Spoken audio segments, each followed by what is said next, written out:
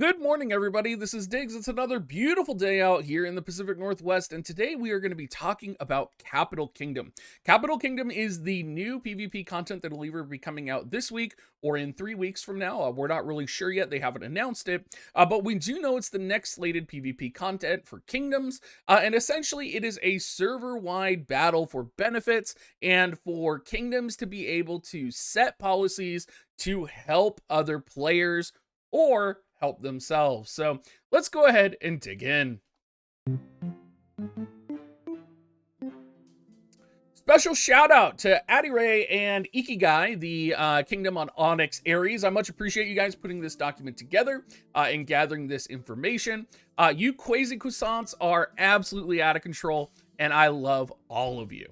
Now, let's go ahead and get through this document. We've kind of talked about what Capital Kingdom is. One of the things we didn't talk about, though, is kind of the rewards. You are going to get more skill books. You are going to get a new costume set that's very cool. We can highlight the costumes down here. You can look at how, I don't know, maybe you want to look like a king. Personally, I've gone through and I've looked at each and every one of them, and I'm just like, dude, I don't want to wear that on my rogue. My rogue kind of looks like a dick. But this is some of the rewards. I think what is more exciting, though, is the fact that you're going to be able to set multiple policies here, which we will go over. But first of all, how do you participate? Because I think a lot of people are out there right now and they're like, oh, great, more kingdom content. Only the top kingdoms are going to be able to participate. And that's not necessarily true. I think a lot of people are learning now that, even if you're a smaller kingdom, you can participate in relic wars, right?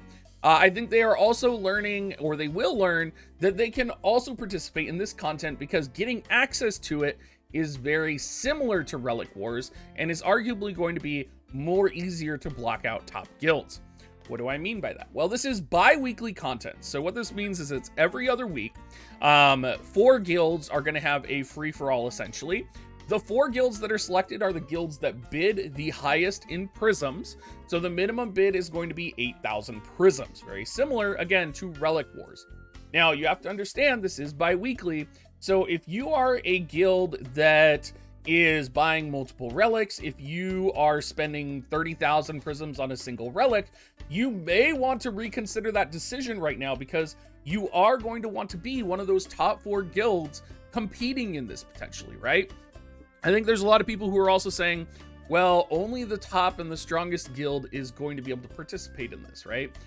That's not necessarily true either. Every single guild can only accumulate 21,000, or in my case right now, with the amount of members that we have, 21,000 prisms per week, unless we are donating with diamonds and donating more prisms, right?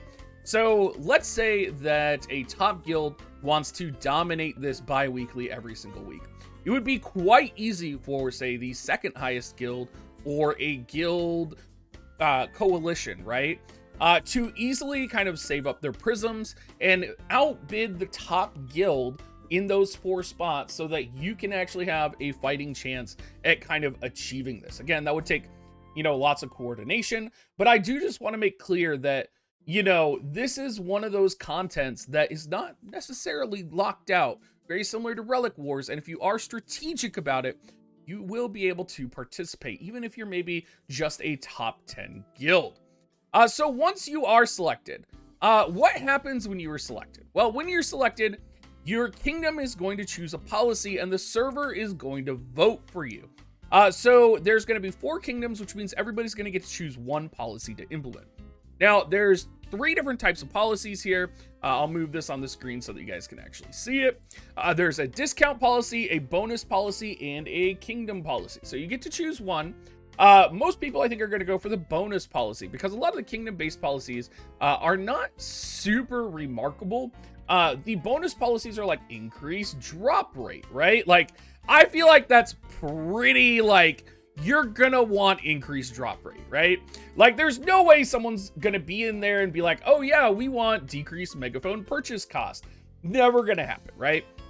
So I look at things like this and I'm like, okay, so I'll probably vote. I think most people are gonna vote for the kingdom that they either like the most or that has the best policy, right?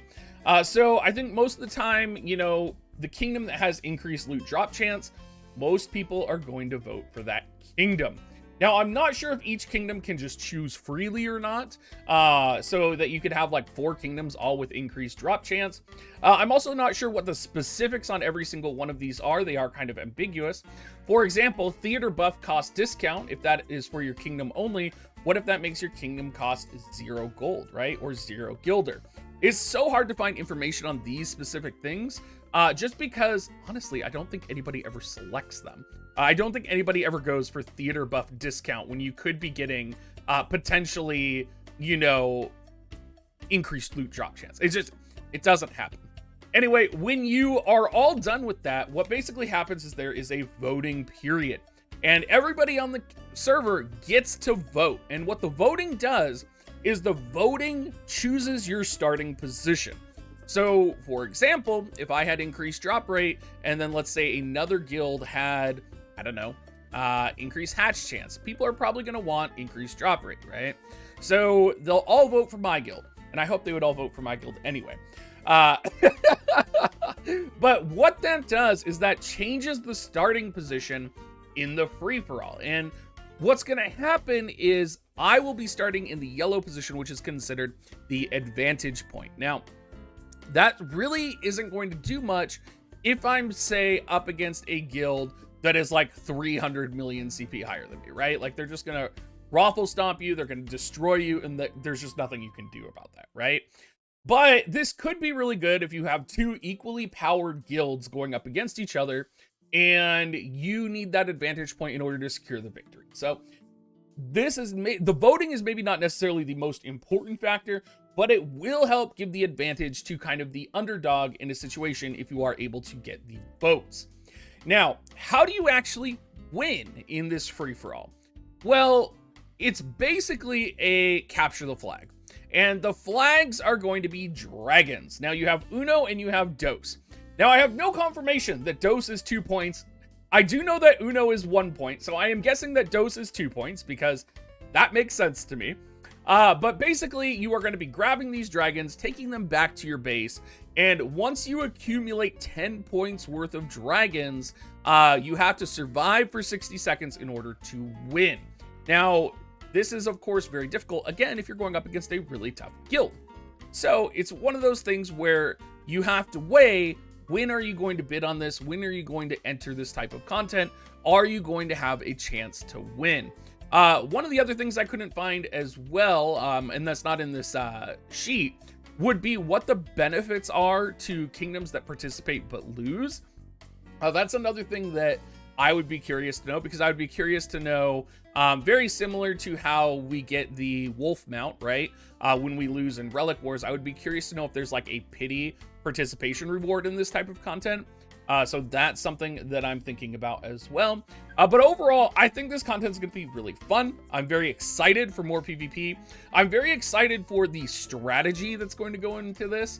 I know there are lots of servers out there and lots of other kingdoms that want to work maybe on coordinating, or maybe want to, you know, work together. It would be interesting to see kingdoms work together to counter other kingdoms in this type of content, right? Like a sort of like, even though it's a free-for-all, like I could see this immediately being like a 3 versus 1 if you're an extremely powerful kingdom, right? Because you're so powerful, you're going to be getting all the dragons, so everybody's going to be trying to steal your dragons. So it's going to be very interesting and very fun, and I kind of can't wait for it. I can't wait to participate in it. I can't wait to do it. And I think this is going to also free up more opportunities for kingdoms to participate in Relic Wars as well, because a lot of the higher level kingdoms are going to want to participate in this. So it's going to give a variety of kind of opening up more content as the kingdom content expands, and there's more kingdom content to come. And it's gonna kind of make people realize, you know, hey, maybe we need to donate prisms with diamonds. Anyway, everybody, thank you so much for watching. I hope this was all helpful for you guys. Again, there will be some additional resources in the description down below. And shout out again to Adare and Ikigai. Again, I feel like it should be Ikigai, but I was specifically asked to pronounce it Ikigai. And all of you crazy croissants, I hope you all have a great rest of your day. See you all later.